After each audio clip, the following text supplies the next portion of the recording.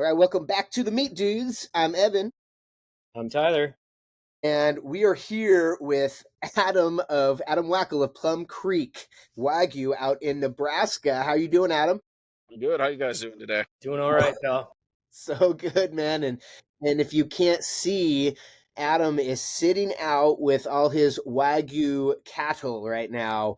And the purpose of today, we're going to talk about how docile these animals are and how they live a stress-free life, what they're being fed, and all of that, how that comes into the flavor of Wagyu, especially an amazing Plum Creek Wagyu. So Adam, we've talked before, man. How are you doing, dude? This is I'm great.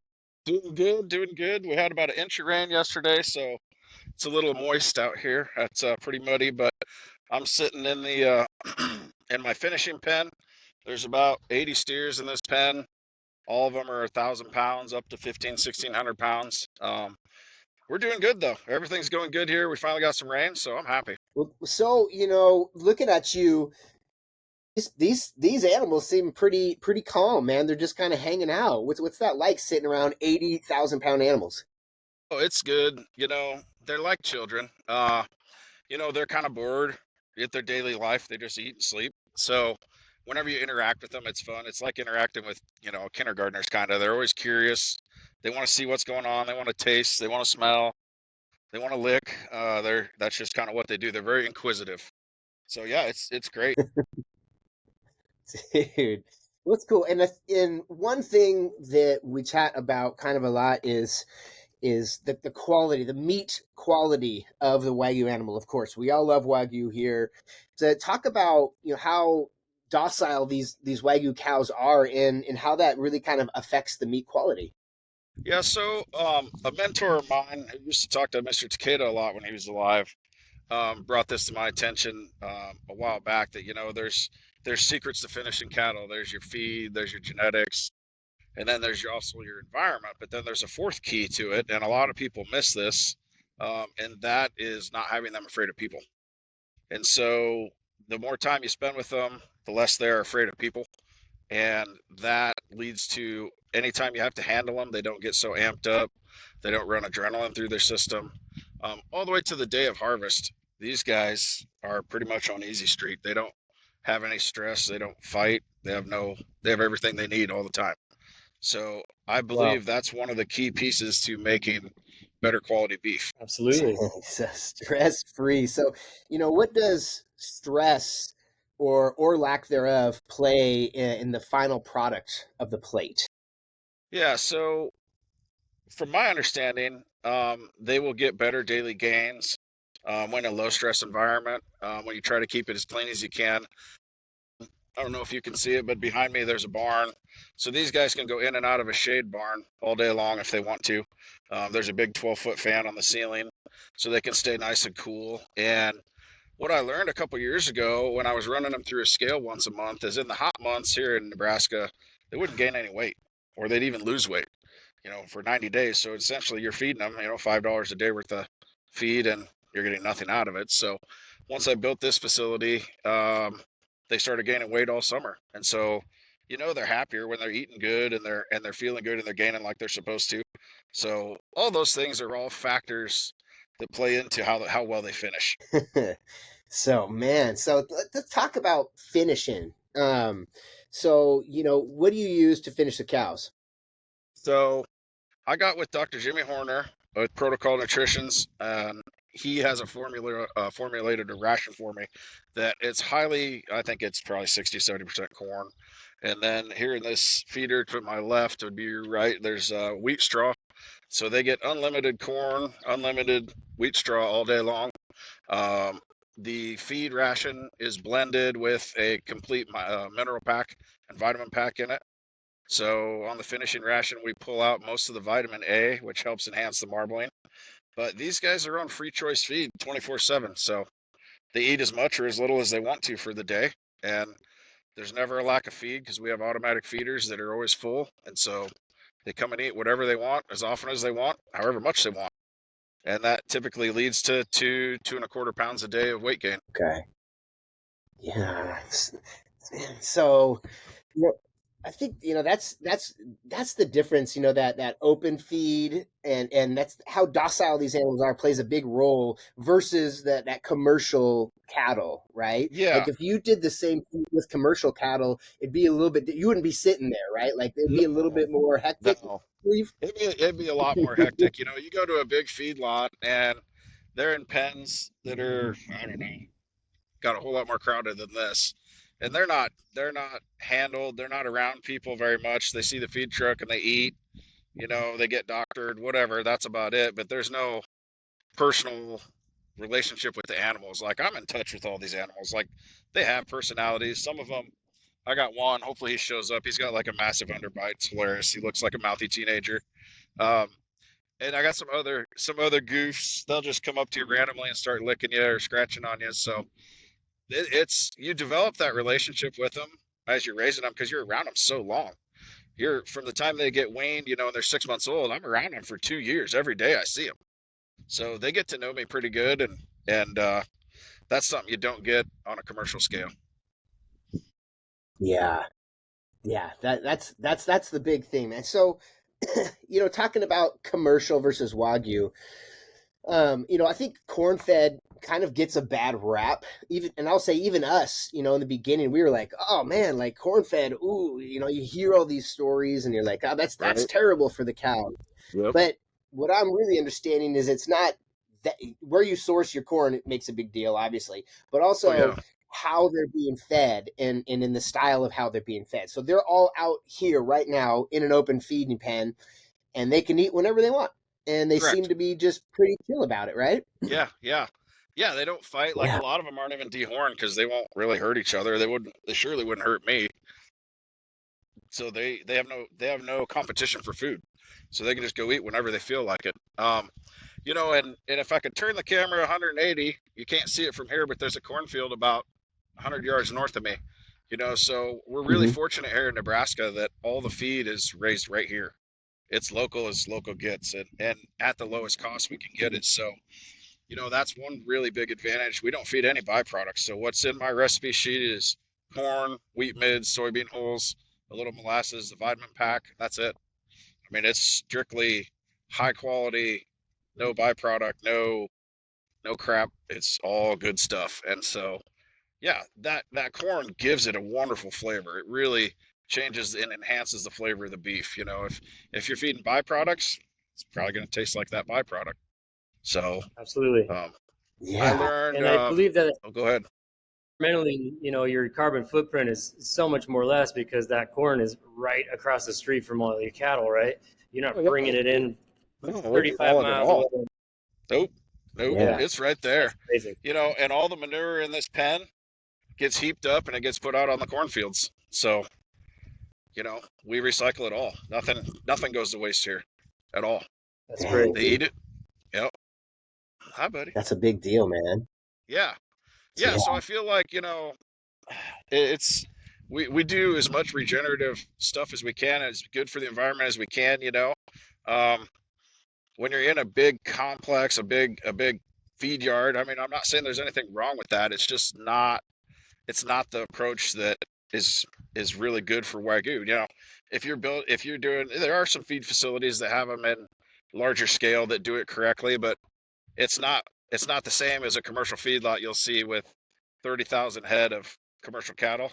These animals don't do well in that environment. They won't turn out nearly as well. They'll be stressed out all the time, and that'll lead to lower marble scores and not as good as steaks when it's all said and done. And do you think that's because they've just been raised that way for so long that it's just instinctual that they're just docile, or is it because they're never fighting for food and they have space? Like, why do you think they're just so docile? Well, it's interesting. When I first started and got cattle, 7, 8 years ago, we had some commercial cattle at first, and I'll tell you what, when you wean those calves, you better put your pads on like a linebacker because it gets real. Like they will run you over. And when I wean my Wagyu cattle, you come up behind these calves when you bring them off pasture, and you have to like walk behind them and tap them on the rear and be like, "Okay, come on, guys, let's roll." You need to start walking here because they're just so chill. So the breed itself, if you treat them correctly, they come out of the womb pretty chill all the time. They don't get upset. They don't, when you're tagging babies, when you're tagging calves, so when the mom has a calf, we like to go out and tag them, put an ear tag in so we know who they are, write it down, and birth date. When you're out with commercial cattle, there's a lot of them you don't tag because you can't get near them because the mother will kill you. I have never had, Really? we've probably calved out 400 or 500 Wagyu, and I've never had one charge me yet. They are just laid back. They'll come sniff you like these guys are doing, and what are you doing? Making sure everything's okay. All right, cool. I'll leave you be. That's just the way they You sure are. you're not feeding these guys? You sure you're not feeding these guys weed or something? No, you would think, because they kind of act like that, but no, that would be too expensive. I save that for other purposes. Oh, dude, for Yeah. real. So have you, I mean, do you raise full blood, F1 cross? What do you raise out there? Yeah, so all these, with the exception of like 2 or 3, are full bloods. I've only got a few F1s in here, and those are just some of my recips that slipped to embryo, and so they end up getting bred by the bull. But mainly they're all full bloods. So like 95% of them, 99% of them probably full bloods. So is there a difference in personality? Have you seen that between maybe a full blood and an F1 cross? Maybe a little bit. The crosses seem to be a little bit more rangy, a little bit more not so quite so laid back and friendly. But again, like that one that was just sniffing me, that's a F1. That yellow tag, she's pretty friendly. If you handle them correctly and you treat them correctly, and you don't, it's just about safe handling techniques. Our cattle chute that we run them through for vaccines and weights and measures. It's an air equipped system. It's very nice. It's quiet. Doesn't make a lot of noise. We just run them through nice and chill. My daughters and I call it Wagyu time, because when you go to move them or you go to load them on a trailer, you open the gate, you give them one area to go to. They can only go one way, and you just kind of got to sit and wait until they decide to go. It's kind of like, all right, come on, guys, like let's get moving here. But I just call it Wagyu time. You just let them go at their own pace. That's like island time. Yeah, pretty much. Yeah, it's kind of the same concept. They're going to move when they want to move because they're ready to move. That's and funny. If you don't, I don't force the issue because I'm never in that big a hurry. So yeah. And so you hear in Japan, right, that like it's all about keeping these animals calm and low stress, because that at the end of the day it brings out the better meat quality. So the calmer this animal can be, the most low stress this animal can be, the better my product will be at the end of the day, right? For sure. Yeah. So for you out there, what are some things that you do to keep these animals calm, or do you have to do anything extra? Are they just going to be chill all the time? Well, what I do is one thing that also gets, I'm assuming probably gets overlooked in some places, is just a clean water supply is a big thing. So we go out, we make sure our waters are clean every couple days, make sure they don't get dirty. We sterilize them. We try to keep the pens as clean as we can, which don't look at them today. It just rained an inch, but mainly the clean working environments, and then spending time with them. If you're out here walking through the pens, you want them to come and greet you. They will let you know when something's wrong too. They'll come and find you. We had a cow yesterday that couldn't find her calf, and she would not leave me alone. She's like, "You need to help me find my baby." And we finally found her, got them back together, and so they do communicate with you. They will let you know when there's a problem, and it's amazing because, like if one of these guys gets sick, and we pull them in the trailer and take them over to the chute to work them, they're not like a fan of being moved, but once they get there, they're like, "Oh yeah, he's going to help me," and they will literally just stop and just go wherever you want them to go. Most of the time. Wow. Not always, but a lot of times they will. It's like they understand. They know I'm the one taking care of them. They know I'm the one bringing them the food. They just know. And so that's something that you can't really do that on a large scale. A large scale, you'd never be able to do what we do with our little herd here. And how big is your herd?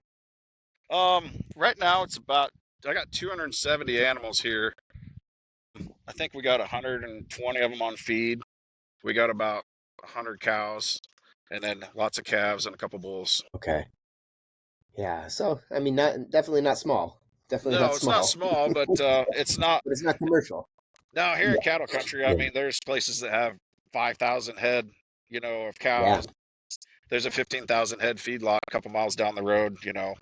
That's a whole nother level of volume there.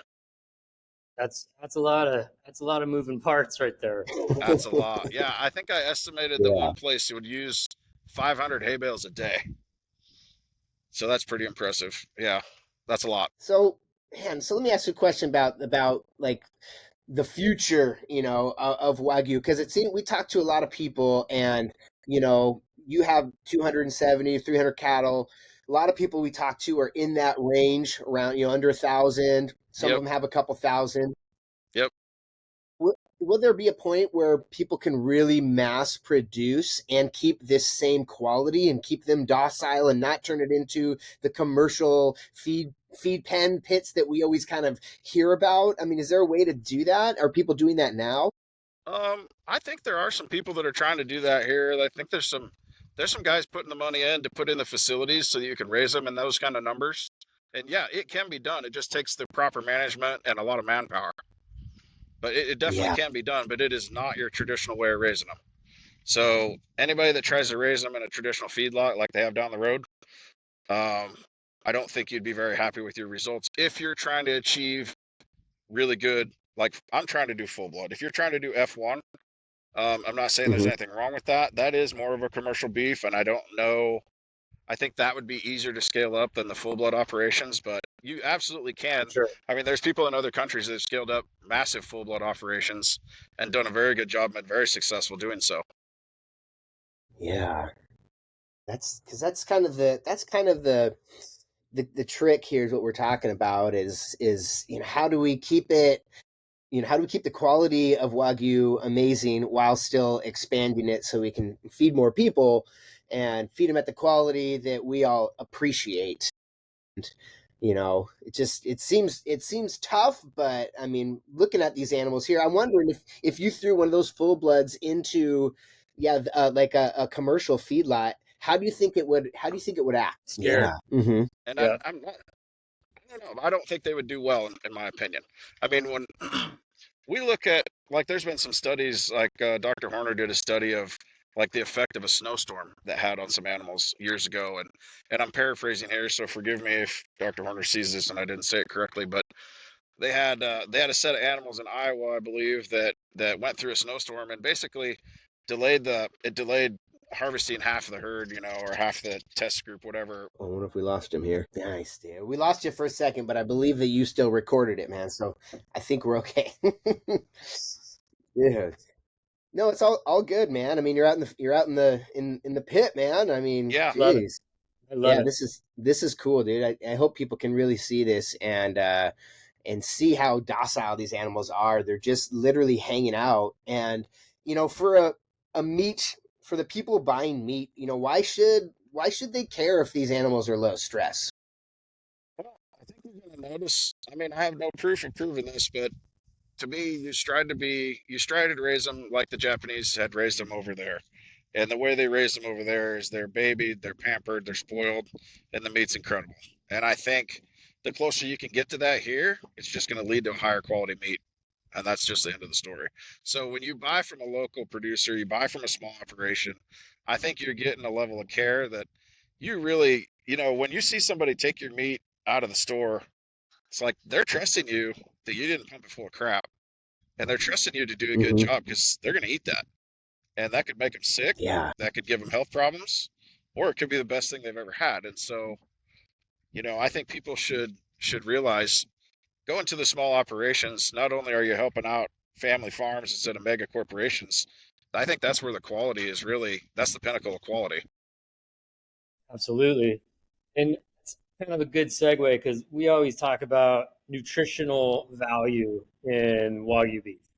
And I will bore you till you don't want to hear me talk about it anymore because people often think that I'm not telling them the truth because the omegas, the oleic acid, Yes, the cholesterol level, everything in the fat, it's all really good for you and your body and your it system and is. your skin and your all that stuff, Absolutely, right?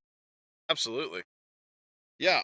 Along that note, on the American Wagyu Association, they published an article from the World Wagyu Council talking about the Wagyu fat and eating quality. So I'm going to read a little bit of it because I couldn't put it all together this eloquently. The unique fat composition of Wagyu beef doesn't just impact health, it also enhances the eating experience. Its high levels of oleic acid content make the fat softer, more fluid, contributing to a smoother mouthfeel and more tender meat. That's why it's known to be so rich and juicy and flavorful and tender.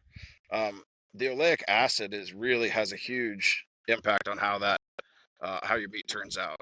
And the types of cholesterol it brings, it lowers the bad and it raises the good. And so, by introducing the Wagyu beef into your diet and replacing commercial beef with Wagyu, there are proven health benefits to it. So it's not just a fat, nasty piece of meat, it's actually flavorful and good for you. Yes. It's more similar Yeah. to a fish oil. Hallelujah. What's Yeah. that? Right. It is. Where did you get that information from? You said American Wagyu Association? Yeah, the American Wagyu Association posted it, and it was recently published from the World Wagyu Council. So that's an organization that have some published. I'll get you a link to it. I broke. That'd be great. Cool. Yeah. Because we'll put that in the show notes, dude. That'd be great. Yeah, definitely. Because I think that's when we're talking about that stuff, man, I mean, it's so important to have those links so people can kind of see exactly what we're talking about, so they don't just think we're BSing Right. because it's it's true, and you see a lot of people that have come that have come from Wagyu going, hey, you know what? Actually, this is actually really, really good for you. Can be really good for you. There's a lot of studies all around the world that people are doing, and Absolutely. I don't know. It hasn't picked up mainstream yet. Right. But I don't know. I'm kind of hoping it does. It's like I was in the cannabis industry before this, and I always kind of relate it to that. Where I remember somebody said, and like right when we started in 2011, right before it got legalized, somebody said, "I think you're going to take a CBD pill here, just like you take your vitamin C pill." And I was like, 10, 15 years ago, and I was like, that's crazy because like back then it was like, oh no, that's terrible for you. It makes you stupid and everything like that. Right. But like over the last 10 years, right, people are like, actually, like my parents are taking that shit. My brother's taking that shit, and it's just like, Yeah. That's a really good it's analogy. It's really cool. Yeah. And I think over time. I think that's a really good analogy. Yeah, I mean, it's every day you talk to people and they've never even heard of Wagyu, don't know what it is, have never had the experience. So, you try to tell people like, okay, yes, there's a lot more fat in it, and that's kind of by design. That's the way the animals were made, that's what we strive for. But it's actually like healthy for you and it tastes really good. So, to get people to understand that, I had something happen here a couple months ago which really surprised me. So I had a lifelong Angus producer that lives a few miles from here. He called me one day. He goes, Adam, he said, you got a couple fats I could buy? I go, well, yeah, what do you want? He's like, I want to try one. I've been reading about it. I think it's great.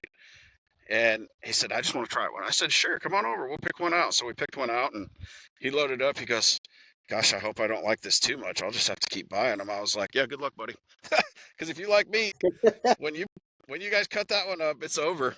It's over. It's done. Oh, so it is, man.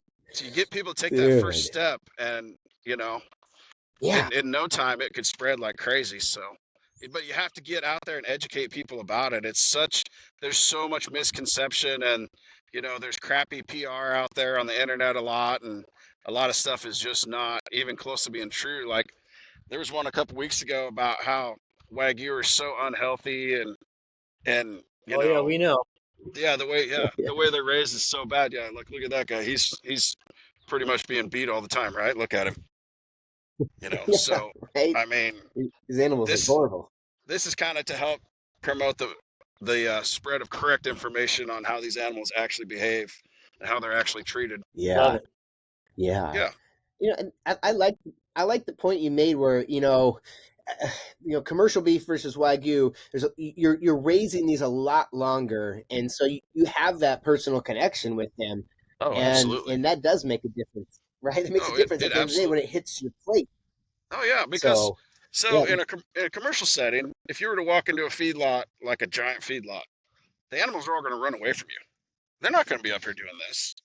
They're not going to be licking you. They're going to run away. They're scared.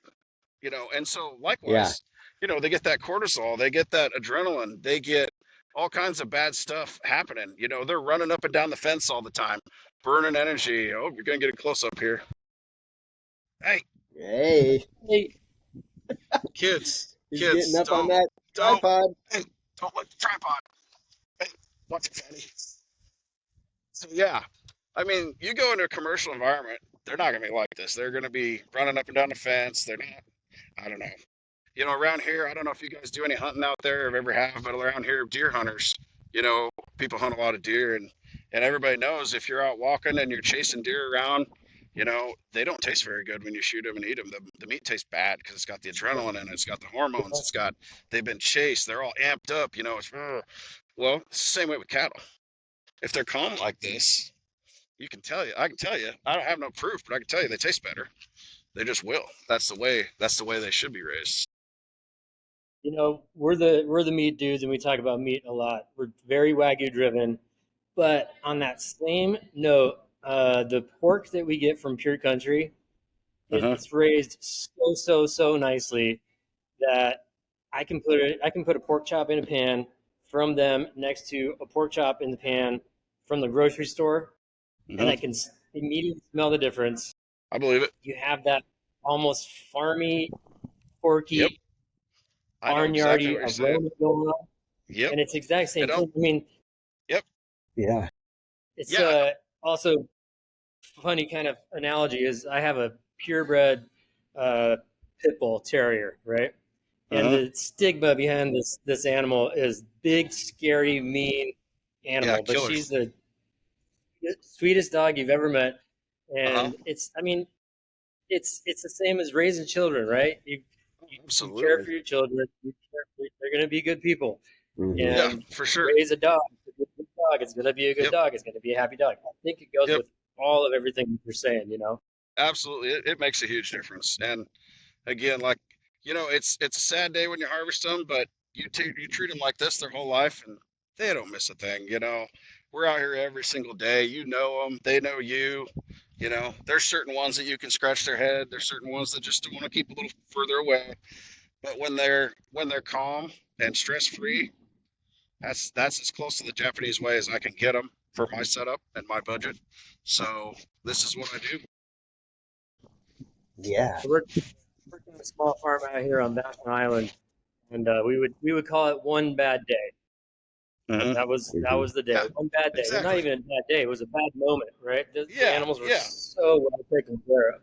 Oh yeah, and that's the thing. Like Totally. when I take them up, when we take them up to get harvested, it's not a scary day. It's not a sad day. They walk off the trailer, they walk in, and it's instantaneous, and everything's fine. They don't get all amped up. They're not trying to jump out of the trailer. They're not trying to crawl up the walls. They're just like, all right, Adam's here. It's cool. What are we doing today? Yeah. You know. Yeah. That makes a So huge difference on the plate at the end of the day. That's It the biggest does. absolutely, thing, it does. It does right? for sure. Yeah.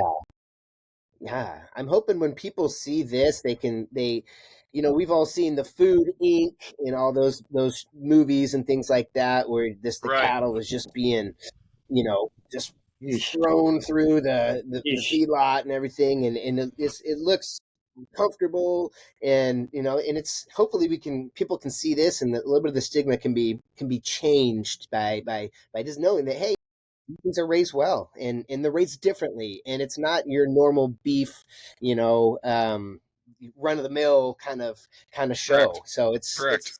a lot different, and Yeah. and it's And it's cool to see that, man. And like I said, at the end of the day, the most important thing is what comes out, that product at the end of the day, and right. and and that product, it shows that it Oh doesn't yeah. have high cortisol levels, Yep. and I think that's a big thing, man. It is. It's a Look at big those deal. guys. And then yeah, that makes a huge difference, I think, on how it turns out. So, and Let I me think ask you. for the Go most ahead, part, man. most of the Wagyu operations in the states probably operate fairly similar to this. I would assume. I mean, there are some that are big and commercialized, but most of them are pretty small scale. So I would say a lot of people have a similar, low stress environment for their fats. Yeah, no, absolutely. Everybody we talk to is right around the same thing, man. It's very low stress, very docile. They care about it. They're very passionate about it. That guy's coming out in Yeah, front. That's yeah, so big guy. funny, man. I love it, dude. Hey, let me ask you a question here. Sure. What's one thing the average person thinks matters in beef quality that really doesn't? Do you have a good answer for that? You know, one thing that kills me is Hmm. is grass fed. there's a big stigma out there that the only beef that tastes good is grass fed, and Mhm. Yeah. we get asked that every farmers market we go to, every show we do. They're like, was this grass fed, grass finished? I'm like, no, this is not. That is not. I mean, hats off to people that do it, and that's fine. I'm not saying there's anything wrong with that, but if you're looking to get the really good flavor, you're not going to finish it on grass, I doubt, and have it turn out like these do. It's not going to have the same effect. So that's one thing that I would say is a real common misconception, that it has to be grass fed to taste good and be healthy. Guys, you're going to screw up my Absolutely, man. camera. Quit. You know, Look, let's quit get looking at this the the camera. hell out of here, man. Yeah. Hey, we just talked to Andrew Shirley of River Valley Wagyu, and he's Oh, grass fed, grass finished, yep. and I really liked his take, man. I really liked his Sure. take because he's like, I eat both, man. He's like I'm trying to create something that's maybe for a different day of the week. Like, hey, if Absolutely. you want to have an amazing, full blood that looks almost like A5, Yep. that's great. That's going to taste great. Mine's maybe a little bit different. He Correct. still gets great marbling. It's Yeah. still great beef, man. We had some, and I was Absolutely. like, this is fucking good, dude. Oh yeah. But it's a little bit different, right? It It's a little is. bit It is different. different. And And I I thought would it love was to. cool, though. I thought it was Uh, cool. His yeah. take was really It's nice on it. it's kind of like, is there the right answer? Do you have to have the Japanese A5? Is F1 okay? Is full blood pure? It's all a matter of your taste. A lot of people are like, nope, I want the Yes. beefy flavor. I want the choice. That's what I like. Cool. That's your deal. No Right? problem. Yeah. But I don't like that people. A lot of times people think that animals that are fed on corn get mistreated. Or I've had people say, well, do you pump them full of corn and antibiotics, right? I'm like, antibiotics? They're like, yeah. I thought you pump them so full of corn and antibiotics that way they gain more. I'm like, bro, you'd go broke if you gave them antibiotics every day. That shit's expensive, for one. And no, Yeah. it wouldn't make them eat more. It would just be stupid. So, some of those things you get asked, you're like, what planet are you? Have you ever been on a farm? Because no, none of these guys, with the exception of maybe one or two of them, have had antibiotics in their life. That's if they get an infection or if they get cut and they need that's the only time they ever get it. So, Yeah. Yeah, man. I like that because you're right. There is that grass-fed stigma out there that's the only yep, beef you should eat, yep, and then corn-fed is like, oh, they just pump them full of corn, right? Like yeah, we hear that. We're still hearing uh, that, and yeah, like I said in the beginning, we believe that in the beginning, and now we're uh like, huh, wait a second, it does. It's just like anything, right? It matters where your shit comes from, and you're getting corn from for across the sure. street Yep, locally, right yep, there in your yep. feet. You're not force feeding them. Look at Nope, these cows. He's obviously nope. not force feeding these fucking cows. No, they ain't Like forced to nothing, man. It's a freaking yeah, resort here, man. man. They're on freaking. This is like a palace. It is. It's like the I fat love resort, it. They just freaking love it here. Yeah, They don't mind it yeah, one dude. single bit. So they It's And munch neat away and that hi buddy. What's up, bro? I've been cooking for 30 something years. And Yeah. back in my early days and learning foie gras, it's kind of that same misconception of like, oh yeah, the French used to bury the geese in the ground from the neck down and force feed them until their liver exploded. Like, Yeah. I had what? somebody ask me no, one that's not time what happened. if we finished them by suspending them so their feet can't touch the ground so they don't burn any calories. I go, what the fuck? Jesus. I go, what? This sounds like some kind of medieval torture shit, man. What are you talking about? Like, well, I heard they hang Like, 'em from ropes. I'm like, oh my god. Like, you need to come out yeah, here. ain't nobody got time for that. This is kind of why I had the Yeah, idea of doing this format, because I was like, people need to understand, like, these animals got it Yeah, made. They got it. I mean, yeah, they're man. they're spoiled, and that's what Yeah, we do. man, love yeah. And it. so Love it. like, so the finishing process, man, for you, they're all out and they're open. They can eat whenever they want. They're just going out there. They're chilling. They're having some bites. They're Yep, walking around. They're just yep, stress free, right? So yeah, that's totally different than what you see on Food Inc. And that yes, that does happen in some commercial facilities. Not sure, every place, but like right. yeah, they do get force fed. There's some good places out there. We're not shitting on all other beef or anything, Oh but no, no, that does happen, not at all. Absolutely. but not I mean, here. casting any stones against anyone. I'm trying to mimic the way Takeda raised them in Japan. I'm trying to get in my world as close as I can to the most low stress, environment for them so that we have the best chance of getting the highest quality beef. And I think it shows up in the flavor. I think it really matters. Yeah. Hey, You know, will you talk we about don't your use, mentor? yeah. Yeah. Yeah. Who's your mentor for this? Oh, so I spent a lot of time with Cole Morris and Wagyu Revolution, and then he learned a lot from Mr. Takeda. So Mr. Takeda passed away a couple years ago, and Cole actually had him at his house a few times, and it's very very interesting. He's kind of the one of the legends of who brought over a lot of the animals to the United States, and you know his philosophy was, I want Wagyu propagated all over the world. When he was allowed to bring them to the United States, he said, I want these things to take over the entire cattle industry because they are amazing animals. They produce wonderful beef. They're docile. Everything about them is great. And that was his wish. You know, he wanted them everywhere. And so I think following his footsteps and trying to learn what he learned after 50 years of raising them, you know, you try to be like him in the ways and techniques and the way he breeds them and everything else. That's amazing. Mm-hmm. What's your version of the story of how the cattle got over here? I'm going to ask everybody that from now on. I like that. Yeah, that's good. So a lot of them flew over here on 747s. So, and then a lot of genetics were brought over here frozen. So we actually, yeah, so I think, you know, out of the 230 animals, I'm pretty sure they all came here for the most part, from my understanding, on an airplane. Mm-hmm. Yeah. Now some of the And what frozen year was that? genetics, what's that? All right, so when was that? That was in the 90s, mostly in the 90s. So they brought over a couple in the early 70s, but then the rest of them came over in the early to mid 90s. Mm-hmm. And then Yeah. since then, there hasn't been anything allowed to leave the country. So, but like for Right. example, if you talk about genetics just a little bit, we have two calves that were born last fall that were original import embryos that were brought over in 1995.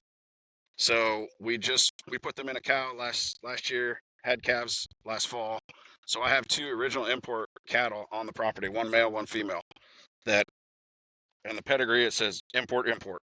So pretty cool stuff that some of those original import genetics are still out there and haven't even been used yet. Wow. Yeah, Dude. it's cool. Wow, man. Yeah, that's super cool. And Yeah. yeah, Adam, we've had your beef. You shipped us over some of your beef, and man, Yes, sir. Thank you. yeah, it was Yeah, awesome, man. you bet. So It was so good. That was that shabu shabu you had. Yep. Yeah, yeah, Yep. man, That's good that was stuff. dude. Yeah, So that stuff's amazing. did we ask you that? Yeah, how did you cut? Where did you cut that off from? Like the brisket, or where did you cut that off No, from? well, it came The off of the rib meaty. meat? It's like a meaty section on the ribs. Yeah, Comes off that's the rib right, cage. Yep. dude. Yeah, we Dude, saved the brisket, man. that You was save the brisket for smoking briskets, buddy. They don't. neat. It's the only Yeah, thing Yeah, man, they're I know. for. It's the only thing they're for. You smoked. Hey, last time we talked, right? You smoked that A5 brisket, right? I That was you, did. right? I did. you're a That's, wild man. you're fucking crazy, man. I love it, dude. That's so funny. Oh my god. I want to do that. I know. We need to. Yeah, we got to try that at least once, man. I want to do it. Dude. Adam, have you ever taken a whole flat iron and not taken it apart with the sinew in the middle and cooked it like a brisket? That sounds like a You great should idea, though. you should try it. So when it finally gets to that almost brisket wiggly texture, that Huh? middle sinew that you think is just undestroyable, it melts into like pure gelatin and like Really it's got this gooey center. It's freaking nice. unreal, dude. It's unreal. Nice. Yeah. That's cool. You know, It's really good. one thing I did try recently was we made up some Thor's hammers. You know, instead of cutting them into ossobuco, we left the bone in the shank. You know, and I was like, Yeah. man, this thing is going to be so full of tendons. It's going to be so tough. There's no way this is going to taste good. So we stuck it on the smoker, wrapped it around in foil, and then once that marrow started cooking, we would inject that marrow juice into it. It fell apart. It was amazing. I was like, oh, now we're talking. So, Yeah, and that sounds we smoked amazing. some dino ribs. Last weekend I smoked some dino ribs, and I couldn't I couldn't get them off the grill picking up by the bone, so I knew they were going to be good because the bones just fell out of them. Heck But yeah, they were amazing. They were pretty darn good too. Oh my god. love that. Yeah. Yeah, we love that. What's your favorite cutout there? Or favorite thing to cook? It's got to be a tomahawk because it's a Okay. tomahawk. Yeah. You get the bone Because in, it's a and yeah, man, they're unreal. And I cheat. I'm lazy. I cook them in a sous vide, and then I sear them on the grill. Uh, I know, I know, hey I know. man, however you do it. Well, No, I don't mind. what happens around here is I'm running, like a rat on cocaine, and so I can throw them in the sous vide, just forget about them for a few hours, and then when it's time to eat, I can pull them off and sear them, and they're done to perfection. So that's my lazy dang. way of doing it. It works good. You can't screw it up. Yeah. I do the However same you get it thing with done, the man. smoker. I slow smoke them at like 215, 220. Right. That way you just can't Uh, screw it up. Yeah. yeah, and they're like 3.5 pound tomahawks, and then I Yep. let them rest for about an hour. Reverse sear Yep. that shit. Yep. Oh yeah, It's dude, exactly this. it's insane. And that could feed the whole family. One of those would feed the whole family. It's awesome though. Yeah. They're so good. Oh, for They're sure. so good. We got a restaurant up in Omaha that's been picking up a few here and there, and they said they're just a huge hit on the menu. So Yeah. Hey, how does everybody find you, Adam? so on our website is plumcreekwagyu.com. plumcreekwagyu.beef.com, I believe it is. That's the easiest way to find us. You can find us on on all the social media channels. Yeah, you can get on our website, order. We can ship it straight to your door. You can come pick it up if you're local. We'll deliver if you're real local. That's where you can find it. Nice. Yeah. And so you do a lot of distribution yourself? Yeah, we do it all myself. I've got a semi, so I pick up all my carcasses from the packers, and then we deliver. We just shipped a half to Las Vegas and a half to California last week. We got another half going to Las Vegas in a couple weeks. So yeah, we do all that out of my farm building that's behind the camera. Okay. Nice, dude. What's this guy So doing right here in front of you? I don't know. It's like photobombing, I guess. What are you doing, bud? Dude. A lot of people say Wagyu cattle aren't that big. Those things, what, 1,000 pounds? Oh, How, this is one that right in big to front of you? this one, this 135 that's right in front of the camera. He's 1,500 pounds. Yeah, I was gonna say that looks pretty big. Oh, he's big. Yeah, I could lay on his back and take a nap. Yeah, they're typical weight they go in at 30 months is about 1,500 pounds. So that's pretty standard. Yeah, they get freaking enormous. They get really big. I mean, these guys they're eating 20 pounds of corn a day. They eat a lot. Yeah. Hey, Is that just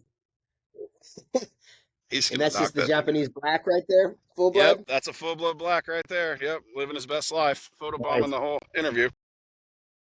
Dude, that's funny, man. Yeah, That's huge right they're there, just man. no shits given, man. They just don't care. Yeah, dude.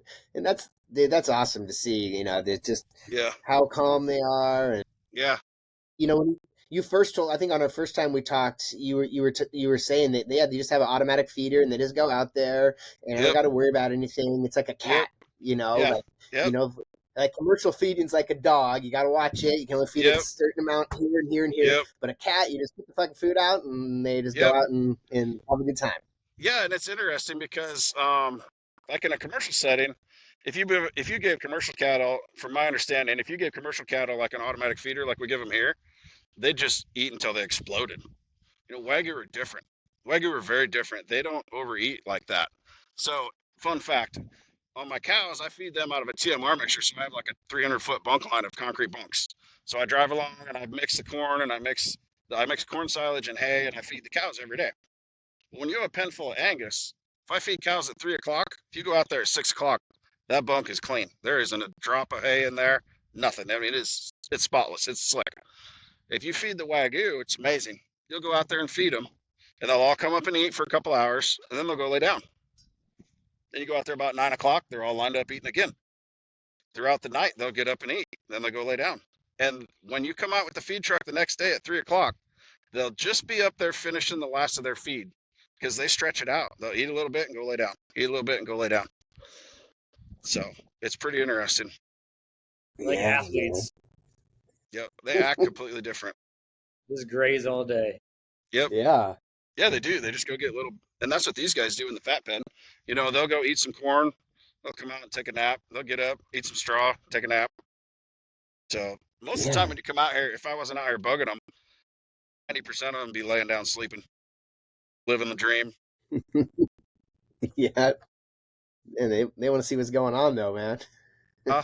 They want to check it out. Yeah. Dude, Yep. that's funny, dude. Well, shoot, man. Thanks for sitting here Yeah. and showing us how calm these things are. This is Yeah, you awesome, man. bet. This is great. I'm Yeah. I super appreciate you excited, guys dude. making time for it and love the content. And hopefully this can help clear up some of the misconceptions about raising cattle. I think Yeah. you just did. Yeah, Yeah. man. I I think mean, we it's a can step see in it the right right here, direction. dude. Absolutely. Yeah, absolutely. Because I mean, more content like this instead of when people see stuff like this. Hopefully, they'll open their eyes a little bit instead of just always referring back to the Food Inc. and all that stuff about how Yeah. Yeah. awful everything's raised. And Right. like I said, there's truth to that, but like I think Wagyu is changing the game a little bit, and people need to understand that. Yeah, I agree. I agree. It's not the same, or it's not always the same as everything else. It tends to be quite a bit different than the commercial beef. Yep. Right, Yeah, bud? What do you Absolutely. think? It's not the same, is it, bro? man. What do you So think, buddy? funny that this thing is just look in the camera. Oh my goodness. Oh yeah. All right, buddy. Nobody really Oh wants to look at man. you that close.